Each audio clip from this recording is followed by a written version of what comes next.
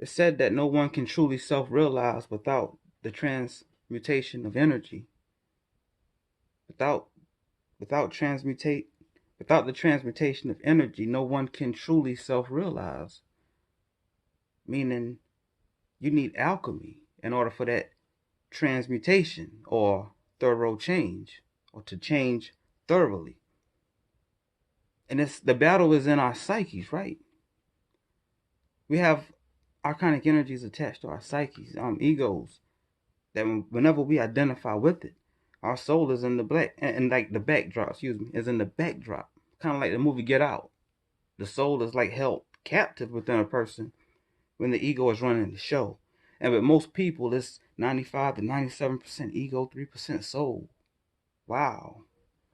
We make a lot of decisions in life with the egos and don't even realize it, Self-realize. In order for you to truly self-realize, we have to transmutate these energies. And this is where we must become alchemists. At one point or another in your life, if you serious about your spiritual evolution and you're so-called woke, or you're seeing things with your mind now, you have to do alchemy. You have to learn about it. You have to learn about it. You have to study it. You have to become alchemists. All of us. All right, alchemy, al or L, which is Hebrew for God, right? All right, chemia. That's Greek for to fuse or to cast a metal. To fuse or to cast a metal. Now, when I say metal, I don't mean like physical metal. The metal is our bodies. That's the metal. Our bodies. To fuse or to cast a metal. So basically, to fuse with God, to fuse with our divinity. That's what alchemy is. To fuse with our divinity. Now you got the laboratory. That's taken out of context now. We think a laboratory is a place where you see scientists with white, with white damn suits on with pens hanging out their pockets. No, they got that from alchemy. The laboratory, labor, to work, to toil, to cause exertion. The Latin, no, the Greek is laboratorium, or broken down again, oratorium, which means a place of prayer or meditation. Now, what's the place of prayer or meditation? The minds. The laboratory is where you put in work, is where you put in toil. You toil and work to exertion. You practicing. You practicing fusing with God, with the divinity within yourself. In the laboratory, the mind, the place of worship. You toiling in your place of worship in your mind, to toil within your mind, which is your laboratory. That's where the work got to be done with us, my people. Our psyches is all fucked up. If the average typical person is 97% ego driven, that means they're barely making decisions with their soul at that point. The soul in the backdrop. That shit causes karma. And then you'll be stuck in the loop like we are now. But alchemy is the way out. The transmutation of energy. We got work to do in the laboratory up here, y'all, in the minds. The laboratory is really the mind, not a physical place. And we have to control the elements within ourselves.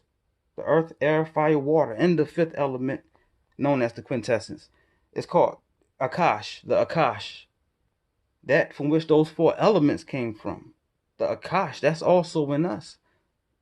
Those five elements is within our atoms. That's controlling the elements within yourself. That's fusing with divinity right there. When you controlling that inside of yourself, it's said that one can control everything outside of themselves. They can walk on water. They can control the elements outside of themselves. But only a few people ever accomplish such a feat in life. Mainly because nobody never knew. We have to be alchemists, y'all. We have to. There's no getting around it. That's the only way you're going to evolve spiritually.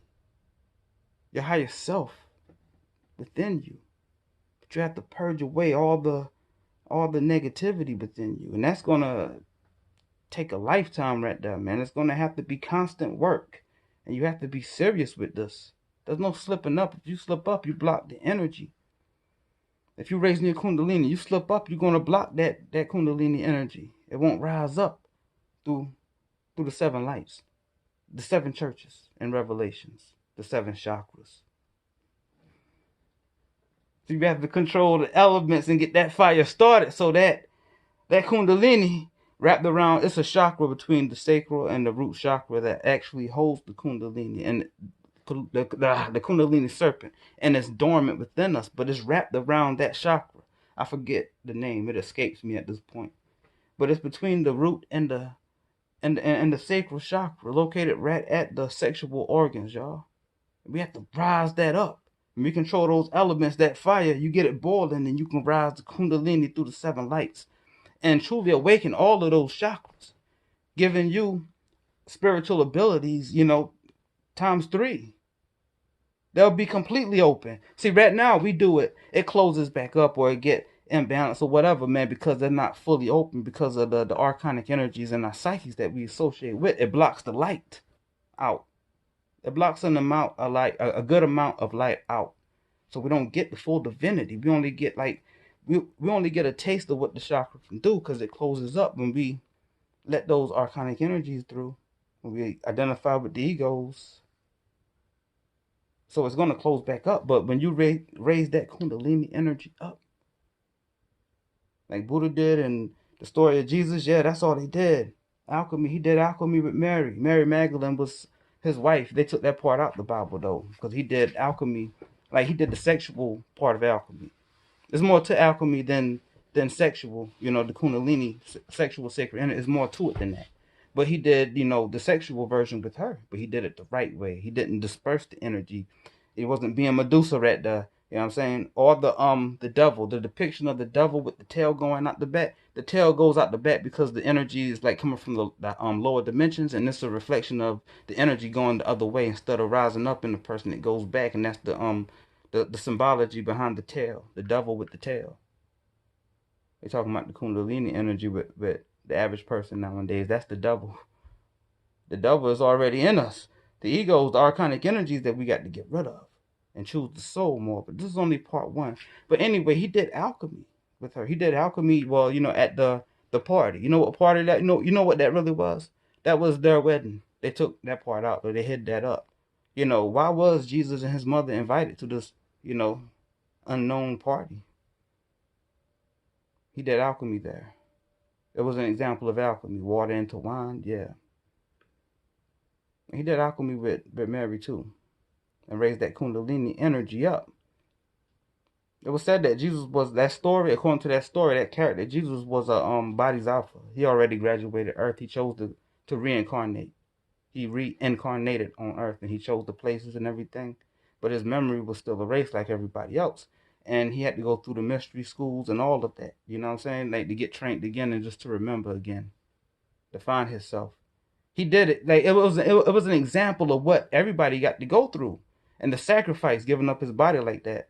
When he came back right after he died, they didn't know who he was. He had a different body, a solar body. He had the right vehicle for these higher dimensions. And the only way that was possible is through alchemy.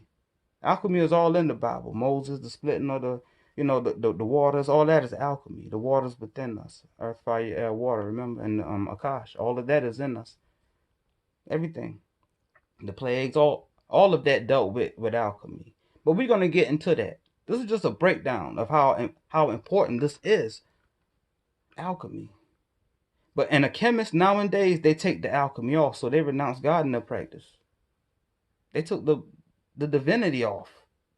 A chemist can never be as good as an alchemist. No, alchemist can do both the outside elements and the inner elements. That take work. That's amazing to be able to get to that point. That means your soul is going to be in control and not the ego. The ego is going to be gone. They can't feed no more because you done conquered them. They realized that you realized that they was holding you back. You chose your soul right there. Imagine that power that comes with that. The soul can create miracles, perform miracles, bring people back from the dead if so. The soul is God, an extension of God, like experiencing itself fully now.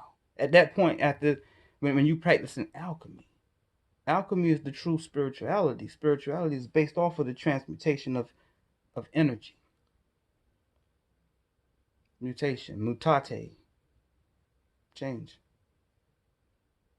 We must all become mutants, change beings, my people. This is only part one, though. It's gonna be more information, more and more as time go by. I'm just putting it all together for us. See y'all later, my alchemist. It's your man 5. Peace.